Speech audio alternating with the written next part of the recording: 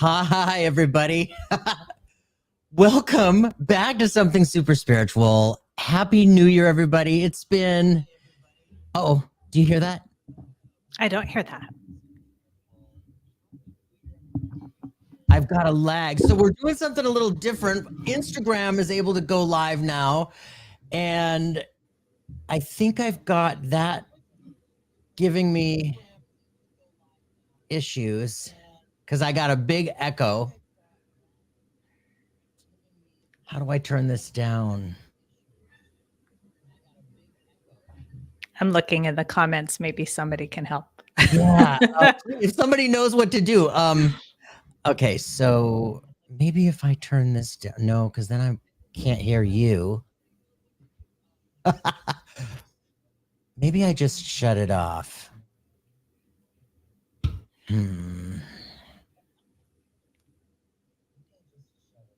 What do you think, Dena?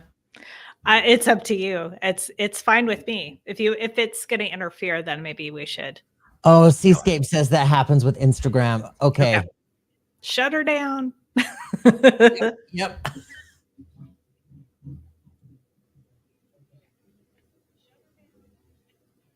Okay.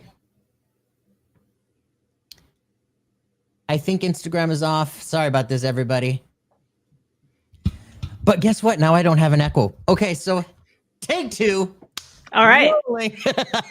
Rewind. Guys, Happy New Year. This is our local go-to astrologer, Dena DeCastro. She's been on my show a couple of times. Yeah, this is number 3. Yeah, talking about all things astrology. We've got a lot of great stuff coming up this year that she wants to talk about with regard to, we all go into the new year with these plans and goals. And I'm going to do this, and I'm going to do this, and I want to do this.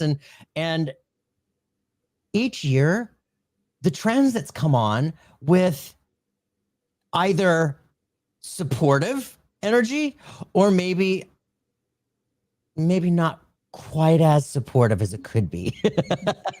So, yeah, Dena's going to talk to us a lot about that. Hi, everybody. Let's say a quick hello. Seascape, Vicky, hi there. Alan. Oh, Diana. Hi, Alan. Hi, Danny. Yeah, Sue B. Hi, Sue. There's Kevin. Hi, Kevin. Hi, Susan. That Instagram thing really got me shook. Oh, let it go. There are plenty of other ways for people to see us, right? That's true. That is true. All right. So, Dena, hey, welcome back. Let's talk a little bit about the astrology coming up this year. Let's do it. So I'd like to talk about the collective astrology for the year, which means that we're looking at the planets as they're moving into new signs, as the planets are making connections with each other. We're going to be talking about the Mercury retrogrades that are coming up this year, because there's always at least 3 retrogrades in a year. And I'll give you an overview of that. And then we're also going to talk about something that your audience is going to be able to access after this this show and be able to go back and review a lot of this material and then hopefully apply it to their own lives. Awesome. So I'm going to talk about how to do that too. That there's a lot of confusion with astrology about, what's a personal reading versus what's a horoscope versus what's that stuff that you read about what's going on in the sky right now, which are the collective transits. And that's what I'm going to speak to mostly today. And I'll just break it down into 2 big categories. One kind of astrology is collective, in that we're looking at what's happening for everybody, right? It's kind of like the cosmic weather for all of us. What's happening in the sky as it affects us now and throughout the year, however long you want to look into the future. But there's also individual astrology, which is taking all of that information and then putting it into your natal chart, your specific chart, and then creating a forecast of the year based on that information. So really 2 different things. We can't do, individual readings really in this kind of a format. So I'm going to give people as much information as I can with the collective influences. And this is a lot of what I do from my blog and my podcast is we talk about these collective influences as they affect us. So let's start with something coming up real quick here. Pluto entering Aquarius. Okay. Yeah. So Dena, I posted your link in the comments for your workbook. Great. And the second thing, why don't you take a moment and just tell people what those links are for? Yeah, that's great. So let's start with that there's two things that I want people to know about, for sure, that can help you and empower you to learn more about how to apply astrology to your life. And one is a very special ebook that I created just for your audience, Jeff, that you can get by going to that link. It's Dena DeCastro, and then it says / something super spiritual. It's that link.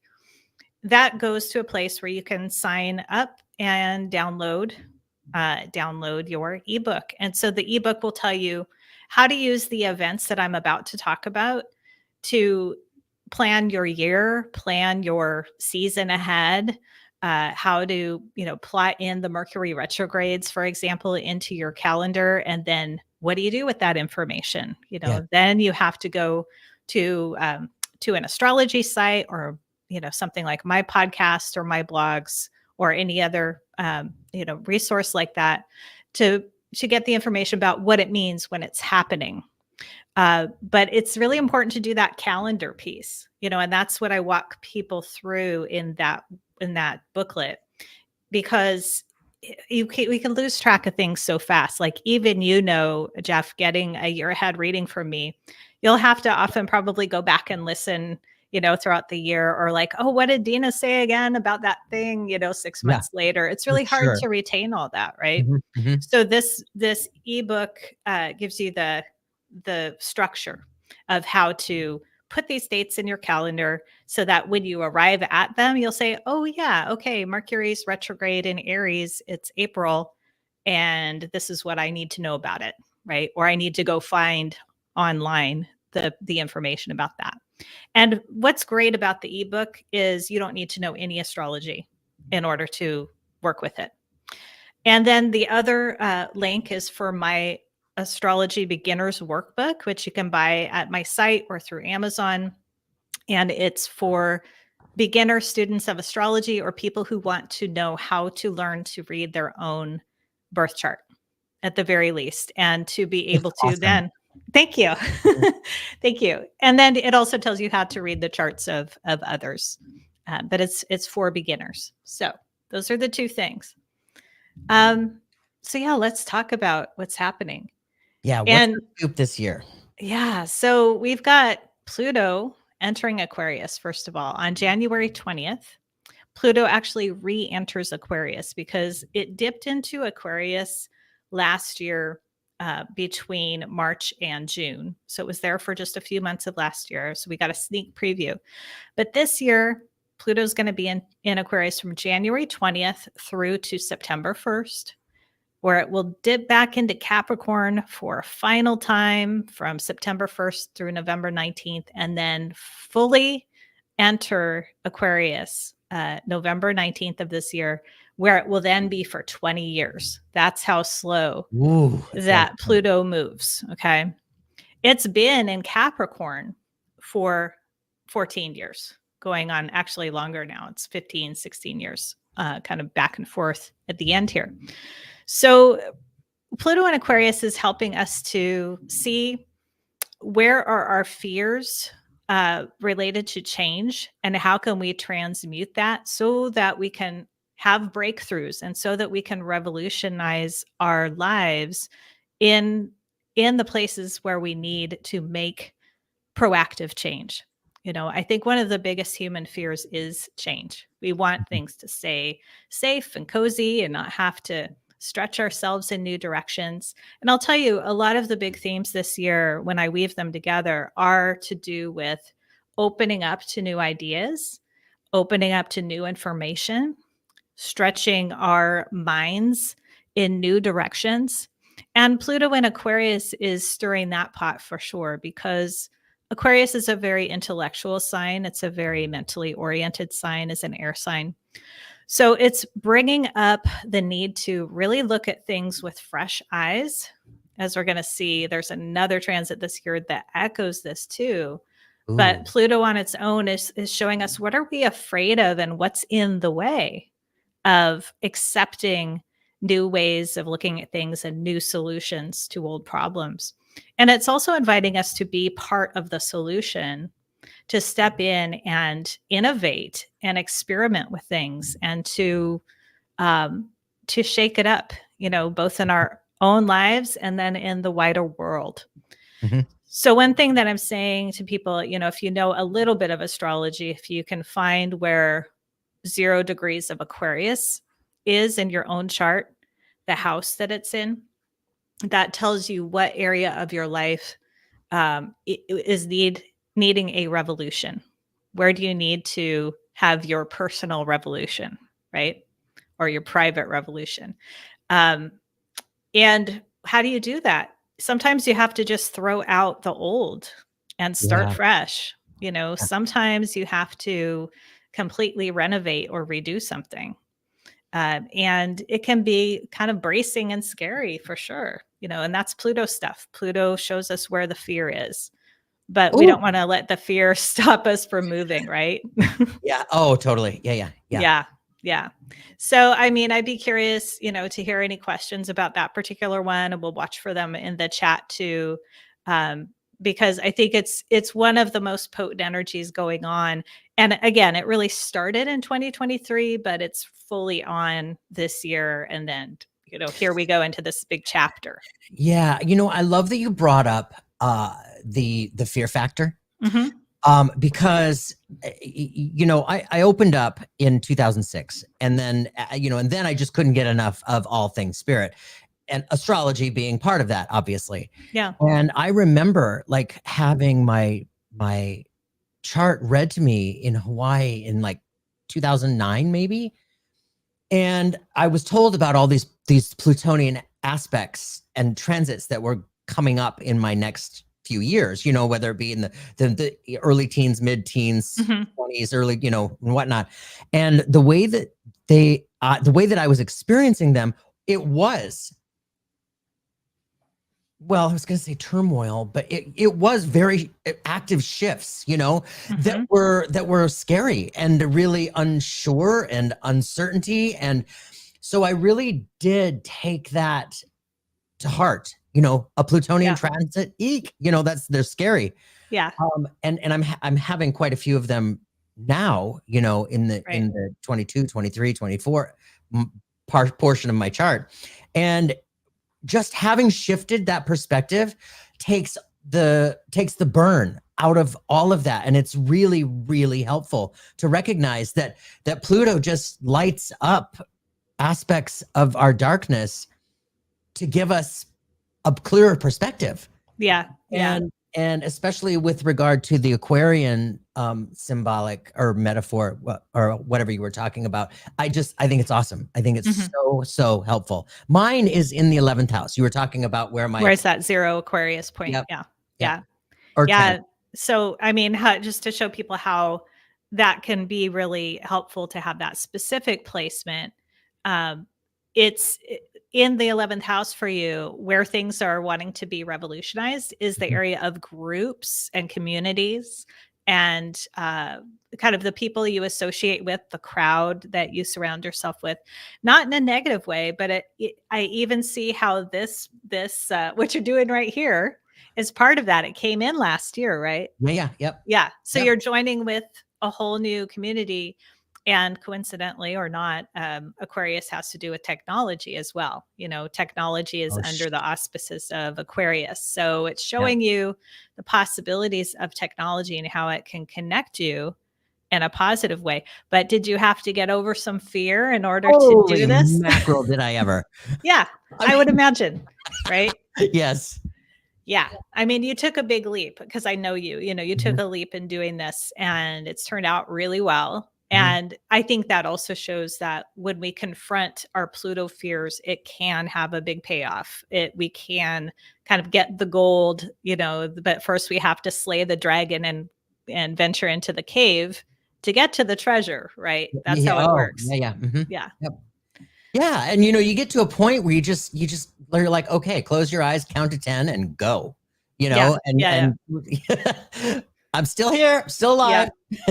Yeah. There's that book, 5, 4, 3, 2, 1, just 5, 4, 3, 2, 1 in. Yeah. Just do it. Okay. Just go. Here I go. Yeah. Yeah. So that's a huge, long ongoing energy that's happening this year. And then some planets are not changing signs. We have Saturn and Neptune are still continuing through Pisces. Saturn will remain in Pisces through February of 2026. And Neptune will be in Pisces through March of 2025. So they've still got like Neptune another year, Saturn another almost 2 years or so. So what that means, with those two planets being both in Pisces together is still that Pisces energy is magnified and has been, especially for this past year, since Saturn entered Pisces to ride along with Neptune. So what's Pisces about? Pisces is about feeling our feelings, being empathic, being sensitive. And I think wherever Saturn is where the work is that we don't want to do. What kind of where the hard work is, right? So I think collectively we're working on how to be with our tender feelings and trusting our intuitions more and trusting our sensitivity more. But it's not easy. It's not easy being sensitive and empathic in this world. So I'm sure a lot of the people in your audience would identify with that. And I know you and I do. And it's really now about taking all of those, all of the wisdom that we've gained from our sensitivity and from our empathic qualities, and now doing something with them in the world. Now taking that to the next step and using it in our careers, in our personal lives, and owning it, just owning it and saying, hey, I am sensitive and I own it. And it's a beautiful quality about me. It's not something to be shunned and put in the closet, and so I know for myself, I did not like that part of me for a long time. That was, quote, too sensitive, which I was always told as a kid, right? I'm sure other people can relate to that. And it's really been only in these past few years that I've seen, especially since Neptune moved into Pisces, that I've seen the beauty of those qualities and just being more okay with it for myself. Really trusting it. So if Saturn being in Pisces for 2024 and Neptune being in Pisces for 2024. So Saturn being like the disciplinarian, right? Yeah. Neptune, what does Neptune mean again? Great question. Pisces. So Neptune is how we connect with spirit, how we connect with the divine. And it's saying, it's in its own sign. Neptune rules Pisces. So it's saying the path to spirit is the path of spirit. It's almost redundant, right? It is about opening up. It's about being vulnerable and compassionate and to feel everything. And that is the path to connecting with spirit, right? So it's a heightened Pisces time for sure. And you can definitely kind of read up on Pisces in general, out there in the audience to understand why you might even be feeling more sensitive yourself over this past year or so. And that's going to continue as a theme this year. Yeah. How does one be proactive about this? Yeah, I think their own experiences and life. Right. So I think with particularly with the Pisces piece, it's about looking at how does this play out in your daily life? Where might you struggle with feeling vulnerable, or where do you push against or resist, I guess is a better word. Where do you resist feelings and instead try to numb out? That's the shadow side of Pisces, is numbing out, because sometimes it's too hard to feel all the Oh, things that we feel, for right? sure, for sure. Pisces, I think for me, I've recognized that Pisces is one of the signs that has a propensity towards addiction. Yes. But specifically, like for that reason, like to Right. really like calm everything down on the insides, and that sensitivity that supercharges us to life, you Mhm. know? And Right. I think we all know some people like that that have, have Yeah. struggled in that way. It's Yeah. a common theme. Yeah. I mean, I could tell you about 100 famous people's charts, that featured a lot of Pisces or big Neptune in the chart where it was correlated to alcoholism or addiction. And that's not to say that, if you're a Pisces, you're going to be an alcoholic or an addict. We Sure. don't want to go into that kind of thinking. No. But what I would say is, look at the reasoning underneath that truth, which is when we feel a lot and we're open and we're sensitive, it can be challenging to be in this world, which is pretty rough, That's it. right? And so then, of course, we want to numb out, of course. And we have different ways of doing that. Some are more destructive than others, right? Netflix. Yeah, Netflix is a relatively harmless way, I guess, uh, Yeah. compared to some of the other things you could do. But I mean, I have my ways of numbing out too, Mhm. and I think we all, no matter whether you have Pisces in your chart or not, that's what I mean by collective energies. Is that the fact that both Saturn and Neptune are in Pisces right now? It's showing us all of the Piscean stuff, writ large. And Mhm. part of that is, let's look at how we escape. Let's look at how we avoid feeling. How do we be proactive about not doing that? We have to get tools and learn how to deal with feelings as they come up, and maybe finding some coping skills and some tools to deal with big emotions when they come. That's just one simple thing we could all be doing. I know for me, being very tired is a signal for me, like getting like that. It's not just physical tired. It's like, oh my God, I just can't even do anything. Right. Like a pure exhaustion, Pure exhaustion, yeah. just that will come out of nowhere, which Yep. tells me I'm like up to here with too much feelings and like taking on other people's stuff or whatever I've been doing.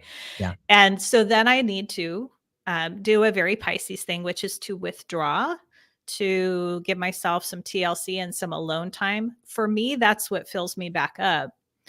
That not for everybody though. You have to look for the thing for you, everybody, that fills your well and regenerates you again.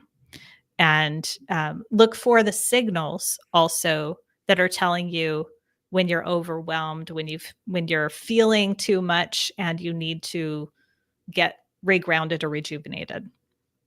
Yeah. Okay. It's So, so yeah, helpful. Just that awareness, having that right. awareness is is everything. It's like, oh, I Yeah. get it now, Well, that's the thing. I mean, that's why even these collective energies are so helpful to know about, because Yeah. even there's simple things you can do to be working with those energies rather than fighting against them, right?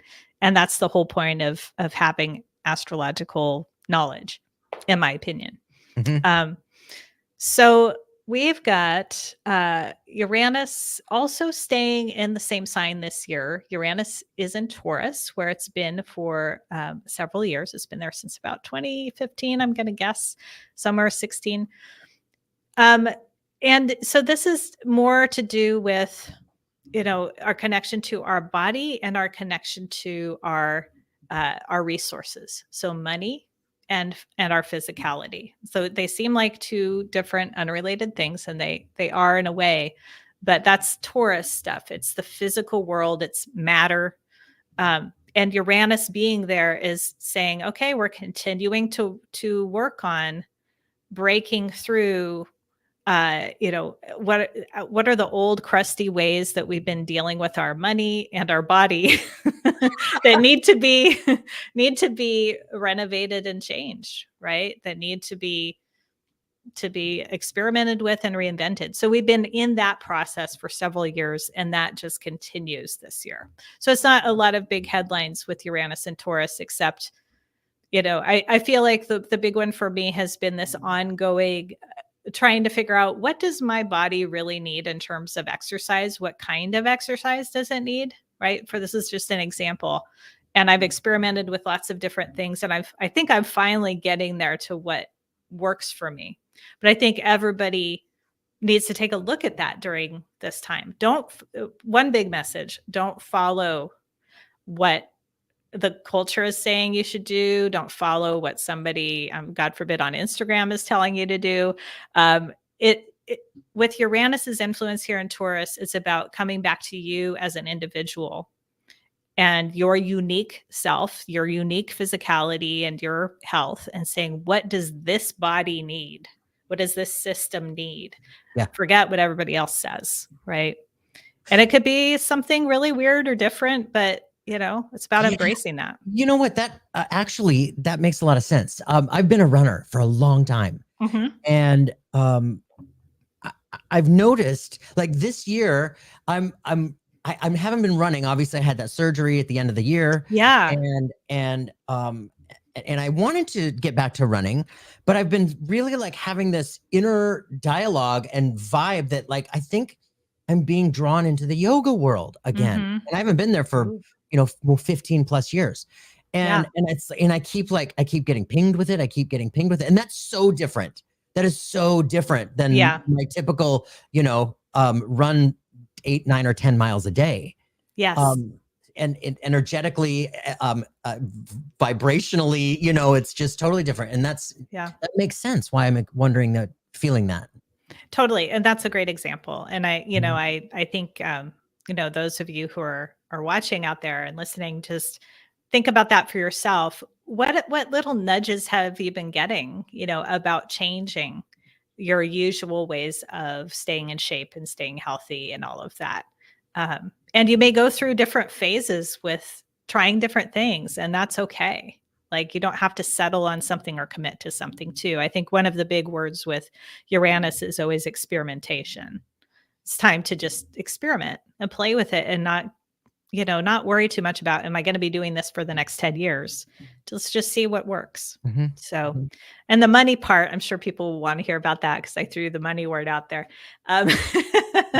I think that the big thing to remember with Uranus and Taurus, as it continues through until it's going to be through July 2025, actually, before Uranus moves out of Taurus, is apply that same principle to money in your life. See what could you experiment or play with doing differently in terms of how you bring in an income. Yeah. Oh my gosh. Yeah. That makes total sense. So Uranus too is, you'll correct me if I'm wrong, but I thought Uranus was also the planet of swift and sudden changes. It as is. well. Yeah. Okay. Yeah. So I love that, getting that ping of how you're going to change things up to draw money in. Yep. Yeah. Let's experiment with it. Let's play with ideas. Let's brainstorm. Let's get crazy, a little bit, like think outside of the box. Yeah. It might and if you're the hell out of yourself, you might. I mean, if you're hearing some connection between this and the Pluto piece we talked about at the beginning, there is, because Uranus rules Aquarius. So Uranus is the planet that rules the sign of Aquarius. So these themes about change and experimentation and revolution, they're alive with both of those archetypes, with Uranus and Aquarius. Right. Okay. Yeah. Okay. Cool. Yeah. So, okay, we will go to Jupiter. And Jupiter is currently in Taurus. It's been there since May of last year, of 2023. And it will be in Taurus through to May 26th of this year. And then it will move into Gemini. So I want to talk about both, because we've really got a half and half situation this year with Jupiter and Taurus the first half of the year, and then in Gemini second half.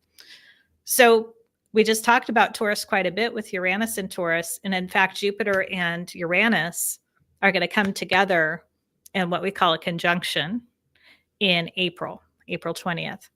So there's this emboldening of this idea of breaking out of the old ways of doing things specifically in regard to Taurus matters, money, and our connection to our bodies, right?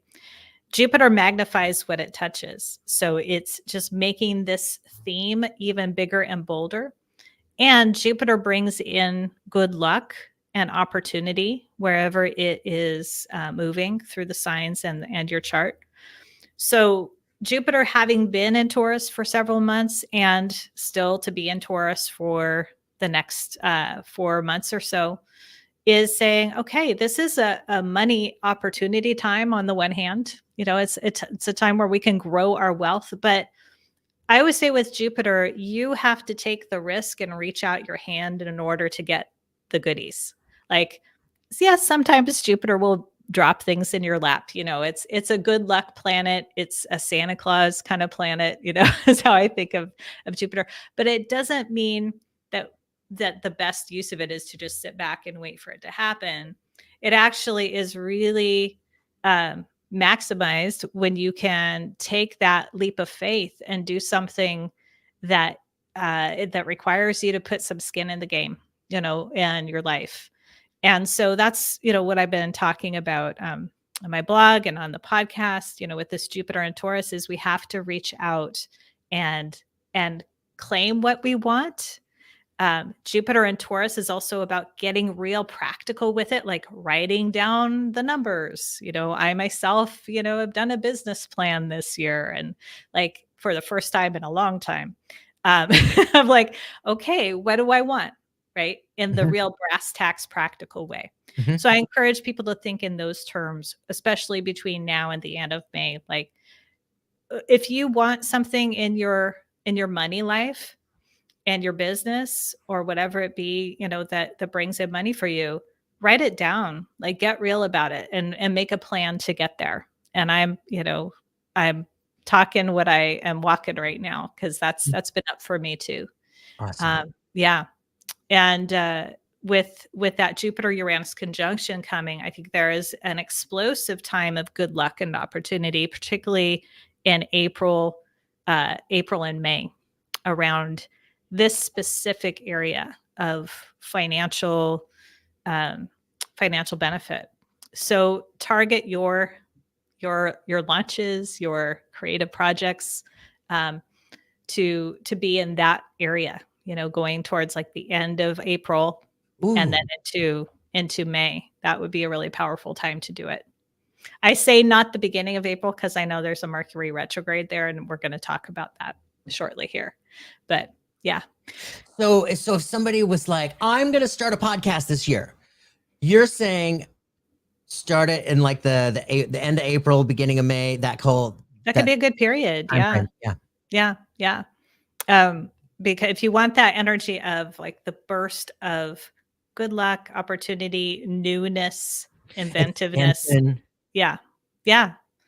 So I would say shoot for that. Then we have Jupiter going into Gemini, which also might be a good time to start a podcast, because even that whole year that Jupiter is in Gemini. Yeah. Because Gemini is about communication. Totally. It's about talking. And we say Jupiter brings good luck and opportunity to that area.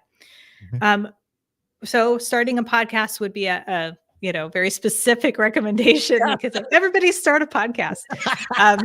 Why not? Most people have one at this point. But also, Gemini is about communication. It's about listening as much as speaking. And I think Jupiter being in Gemini is going to encourage us to develop better communication skills and expand our minds, learn new things. It's going to support doing that.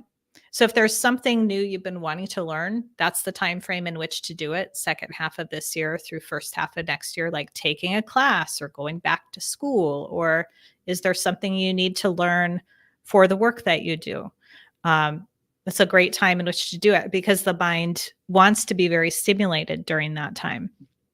And the listening part, though, I think we're going to need to develop some better listening skills in this country, in this culture, just in general. And I won't get political, but I just think that Jupiter being in Gemini during that time, the high side of it and the the opportunity of it will be for each of us to consider what might it be to listen instead of talk right now in any conversation.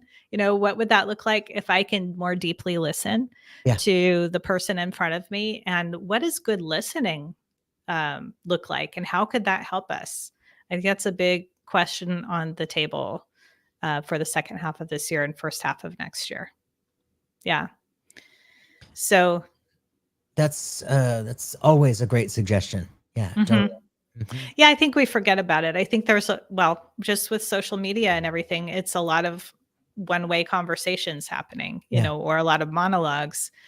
And I do think there are great discussions also happening. So let's each choose to be part of actual discussions, where there's a equal exchange of ideas and where we're really listening to and empathizing with, going back to the Pisces piece, what the other person is trying to say. And then finally, the big Mercury retrogrades this year, they're all in fire signs. One of them includes a little bit of Virgo, a little bit of Earth, but we have 3 Mercury retrogrades, and we generally do every year. Each of them lasts about 3 weeks. And so the fire signs, Aries, Leo, Sagittarius, all of you guys, and you're one of them, right? One of that tribe.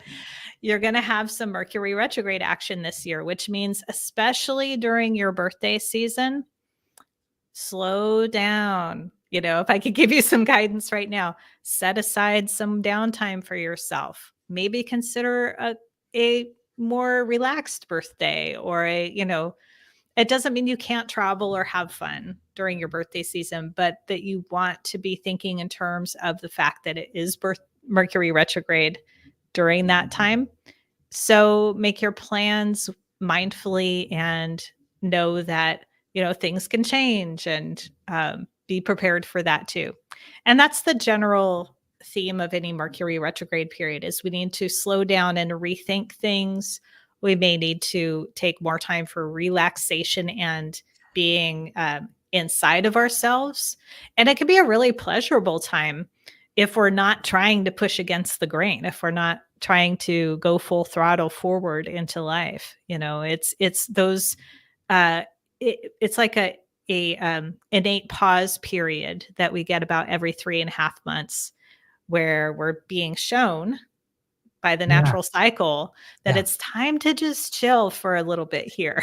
Yeah, I heard somebody say once a long, long time ago, retrograde starts with RE. So it's everything with RE, relax, Yeah. review, I can't think of anything more than that right now, but yeah. To really just like take a beat. I have not really struggled with retrogrades.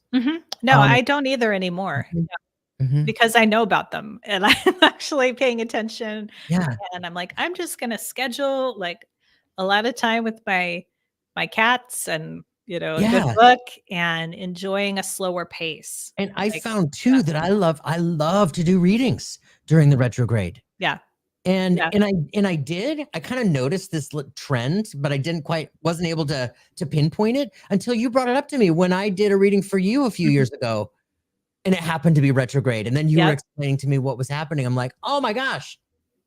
Yeah. Yes, that really is a thing that I've heard before from other astrologers way back when too, that doing readings during Mercury retrograde is actually almost easier, because you can get away from the really over intellectualizing part of yourself more easily, and then be able to access your unconscious and the collective conscious more easily. So I think that the big theme with fire this year, though, or the interesting contrast, let's put it that way, is that fire signs, what do you guys usually want to do? Go kind of. Yeah. And so during fire season as well, Aries season, Leo season, and Sag season, those are times where the collective is pretty revved up as well, right? So it will be good to be extra aware during those periods that it's a slow down time. It's time to take it easy. And what might that look like for a Leo, for example? I know Leos, also have that softer, more reflective, quiet side. I call it the backstage Leo. You guys get a lot of, reputation of being, center of attention hogs and all that Yeah, stuff. And that's that's just not not true, been really. But that's not been me. no, no, I know that. And I have plenty of Leo people in my life who I know that's not the case for them either. But I think that the thing to cultivate during this upcoming Mercury retrograde for you, say with your being a Leo, is that backstage part of yourself that can just be kind of doing the creative projects without having to be in front of the camera, so to speak, but be getting things ready and lined up for the next big phase of what you're doing with your career and your work. Mhm, Um, the backstage part is really fun too, right? mhm, That's the getting ready for the show, but not being mhm, in the show yet. mhm. And so that would be a theme I could see coming up for the Leo specifically. And there's more with the Sagittarius and Aries too. Some of that will be in the material that your audience can access in that ebook. So yeah, Awesome. Yeah, I just put the link back up for the ebook specifically for this great. crowd. Thank you for doing that, by the way. That's You're really so cool. welcome. Yeah, it was my pleasure, and I hope that they'll get a really good value out of that because it's for me. I'm always trying to find ways to explain astrology, which is very complex. Yeah. To people who don't know very much about astrology or don't know all the jargon. What I don't want to do ever is throw a bunch of jargon at people and expect them to keep up. So Yeah. I'm always trying to build a bridge there, for Mhm. people to understand it better. And I hope that this ebook will do that for you. So, yay. Yes, thank you. You're Okay, welcome. so the retrogrades, anything else? Let's see. I think those are the big things for this year. Those are the major events of the year, except for one other thing I could put in there are the eclipses. I was And just gonna say that. I yeah, was just gonna ask that. yep. That as I said earlier, Pluto Mhm, scared me for a while. mhm. Um the eclipses scared me after 2017. Right. Remember that big, like it was I think it was full. I mean, a Yeah. full um solar eclipse in August of 2017 along the along the Pacific coast, right? You Right. remember that? I do. Okay. Yeah. Yeah. After that, I mean, my life exploded after It that. it was in Leo. Yeah, yeah. I know. And then just everything, my Yeah. work, the relationships within my work, the relationship, my personal relationships started to like and then I was moving, I was being pulled all over the place. Mhm. So ever since then, I have been so leery when the Yeah. eclipses are coming. I can see why you would feel that way and why you might have like a little bit of eclipse PTSD going on, Yeah, it for was sure. Yeah. total PTSD. I feel Yeah. better now Yeah. that I recognize the choice in your perspective, you know. Yeah. But yeah.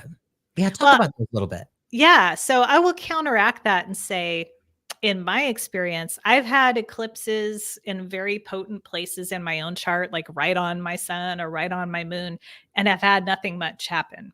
So my guess for you is that there were other things going on in your chart that were activating a lot of those events. One thing that I always like to say is astrology doesn't make things happen to you. No. It says basically what astrological time is it? What are the influences right now? And then we also get to choose how we're going to interact with those energies. Yes. So it's not about like, oh, this was your fate, No. and this happened because the eclipse made it happen to you. That's not at all how I see it. No. I Um, agree. yeah, so that can help you to like let go of any remaining fears of the eclipses. Um, and we never really know, what's going to come up in our lives because of these things. But what we do know and what we do have control of is what are the themes that are afoot? What are the things we're being asked to learn about within ourselves? And with these eclipses, the ones that are happening this year, there's 4 of them, and they always happen that way in pairs. So, first eclipse is March 25th in Libra. It's a lunar eclipse.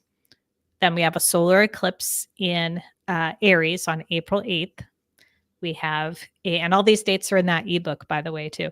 We have a lunar eclipse in Pisces on September 18th.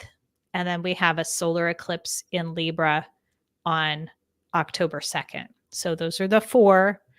As you'll hear, they're mostly in Aries Libra, which is the polarity that's currently being activated by the eclipses. And then there's that one that's starting into Pisces. But I want to talk about the Aries and Libra piece because when eclipses happen, they usually take about 2 years to go through a pair of signs. And in this case, Aries Libra, which are opposite signs. Yep. And what are Aries and Libra about? What is that opposition about? Aries is the self and the I am principle. Libra is relationship and the we are principle. And so what we're seeing is that these eclipses are bringing up opportunities for growth in our relationships. And the opportunities are about how can I preserve, or the question really is, how can I preserve myself within a relationship? And how can I learn to cooperate and be part of a relationship without losing myself? But it highlights both the shadow and the light of both of those signs.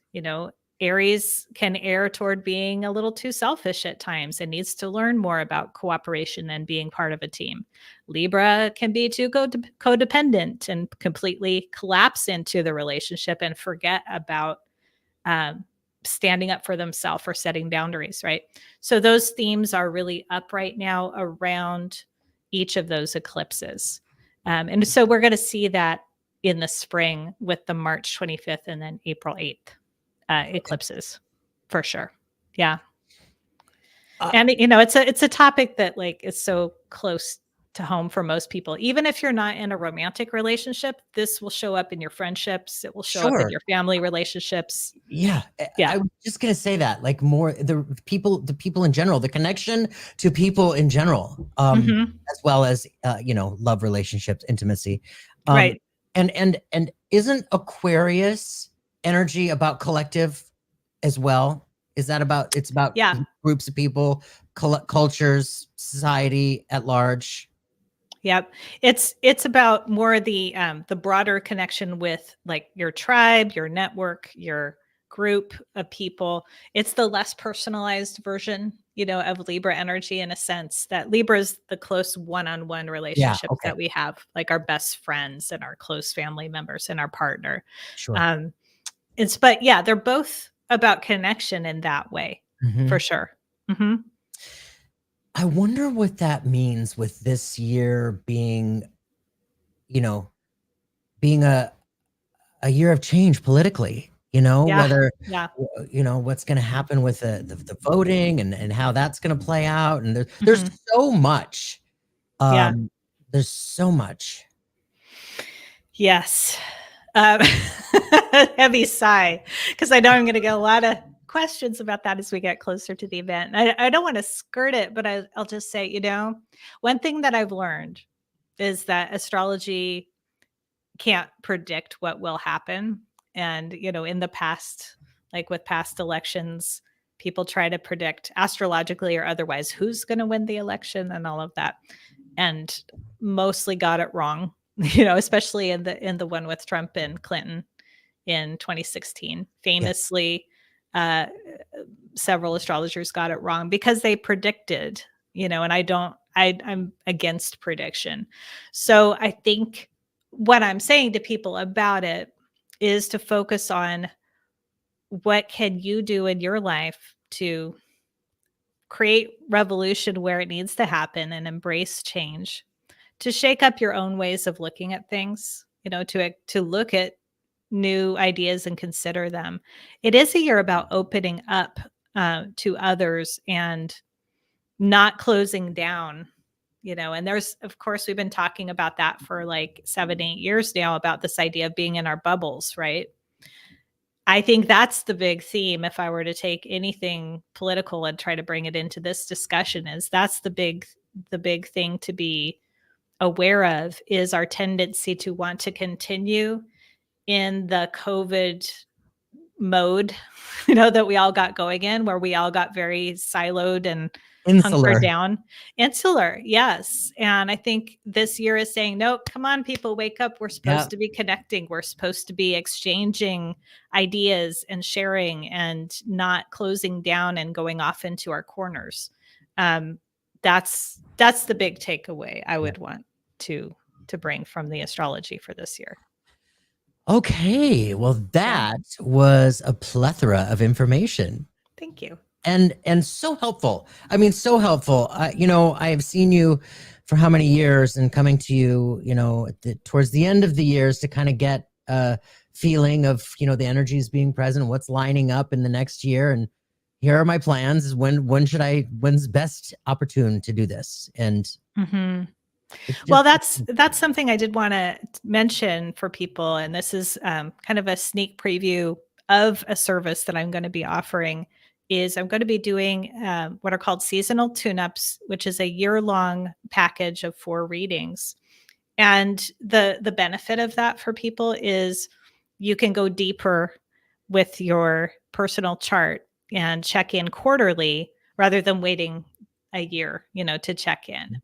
So it's for people like you, or someone who's a creative or has their own business. It could be especially useful, because you are really looking at things on a more granular level and able to see, okay, for this quarter, this 3 months ahead, here are the things I want to do. How can astrology help me to do it? How can I plan in alignment with, avoiding certain Mercury retrograde dates, for example, or timing it for that Jupiter-Uranus conjunction, for another example. So that's something that I'm going to be offering. And if people want to find out more about that, they can shoot me an email, and I can talk with them about it. Yeah. Yeah, I love that. Thank you. You're welcome. All right, you guys, this has been so enlightening. Thanks. Always is talking to you, Dena. Thank you so much for being here. Thank you for having me. It's always so fun to be with you. And I really appreciate the opportunity to talk to your audience. And I will have to do this again. I know you haven't been doing many live streams, so I'm happy that you chose us to come do this with. I'm going to be doing more. So now that I've done this, it's not as scary. See, this was one of my fears that I needed to break through, right? With talking about Pluto. Yeah. So now that I've done it, it's not so scary. Yeah, it's sweet. It is sweet. So, all right, you guys, thank you all so much for being here. It's been really good to connect with you again. I've missed you since November, or whenever I went offline to curl up in my den of healing. Oh. And I'm very happy to be out. So, all right, you guys, next week we have Karen Gabler joining us. Karen Gabler has been on the show. I interviewed her a few months ago, and she's absolutely fantastic. Please join us next Wednesday, 4 p.m. Pacific. And Dena, thank you so much for being. Oh, Dena, tell everybody where they can find you. Yes, best place to find me is denadecastro.com. Go there. I have a blog. I also have a podcast called Let's Get Real Astrology, and you can find that on any of your podcast apps with Katie Sloan. And it's awesome. Thank you. Just saying. Thank you so much.